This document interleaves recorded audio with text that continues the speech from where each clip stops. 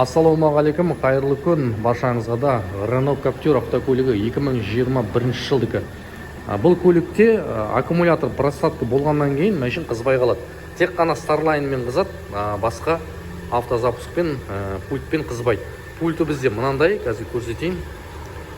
Кілт бойынша басқа жерге барған, бірақ бұл кілттен емес проблема, машина қызбай қалатыны. Просадка болып қалғаннан кейін немесе аккумулятор нашар болса, уақытында дереу ауыстыру керек болады. Ауыстырмасаңыз машина қызбай қалады да, сосын прописка қайтадан оқыту керек болады. Сөнді. Енді қызырып көреміз. Негізінде аккумулятор өліп қалғасын, машина қызбайды. Тек бір кезек стартер қуады, 2 секундқа сөніп қалады, болды. Өле қалса да машина қызбай қалады. Соны оқытып берген болатынбыз программамен. Қазір қыздырамыз. Машина қызды. Машина әдемі болды, идеал болды.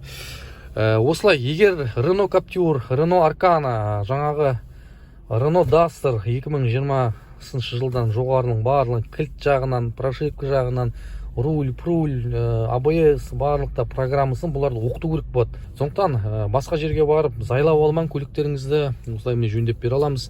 Бұның алдында бір 2-3 жерге барған, ешқайсысы қыздыра алмаған. Просто машина сөгіле береді да, міне. Бұл жаңағы тек прошивкамен бітетін зат қой.